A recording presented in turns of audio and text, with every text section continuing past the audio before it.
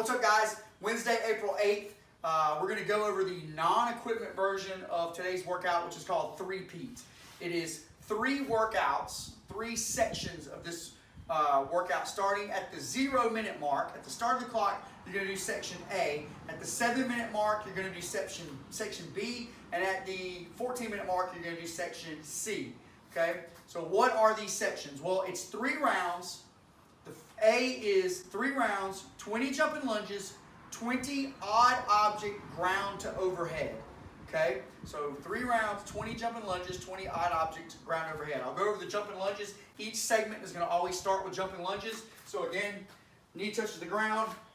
I want to transition in the air. I'm not trying to jump super high. I just want to make sure I stand up on that lunge and then transition my feet in the air.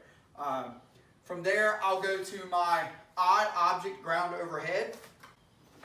So here's my odd object. I've got my backpack. From here, sink my hips. The backpack is between my feet. Overhead, back down to the ground, overhead. Okay? So 20 of those. So that's the first segment. Starting at the start of the clock at the 0, 0, 0. 3 rounds, 20 jumping lunges, 20 odd object ground to overhead. At the 7-minute mark, I'm going to start into 3 rounds of 20 jumping lunges, 20 odd object step-ups, or 20 odd object deadlifts. I do not have a step to step up on at my house, but if you've got a step, like a step going into your house, if you've got a bench, something like that, that bench is a little too high for me to do step-ups. That puts me in kind of an awkward angle. But if you've got something to step up on, then great. You would just hold the odd object and then stand all the way up, step off, switching legs every time, alternating legs. But for me, I'm going to demonstrate odd objects deadlifts. So again, I'm just going to take my odd object, and it's going to kind of be like a good morning, where I'm just going to here and back. Push the hips back and up. And up, right? So odd object deadlifts. So I have those in place of my step-ups if I can't do step-ups. Another option would be you can just kind of hold them here and push the hips back and here. So some sort of odd object or good morning, something like that, if you do not have a step-up. Again, we're just going to try to work those hamstrings and that posterior chain a little bit. Excuse me. That's going to be at the 7-minute mark. At the 14-minute mark, I'll start section C. Section C, again, we'll start with jumping lunges, and then it'll be odd object thrusters. So what I'm going to do is I'll clean the odd object here into the front rack. I'll do a full squat. Drive it overhead, back to the shoulder.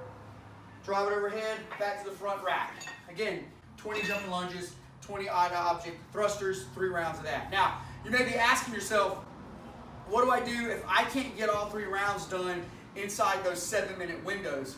Well, one thing you would do is you would scale the reps down. So you would scale 30% of the reps away. That puts us at 14 reps.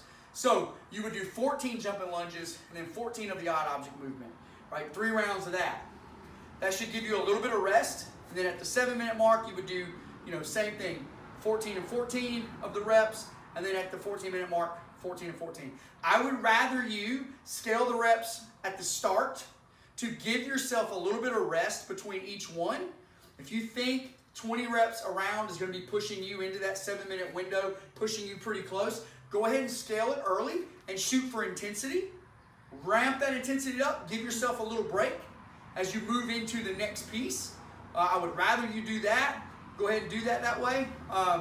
So that's just something to think about. You can kind of make that decision on your own, especially as you're kind of warming up and kind of feeling how you feel that day. But that's the workout. It's called 3-Peat. It's a great one today. Remember, post your scores, post your comments on SugarWOD. Let us know what you think. Let's have a great day.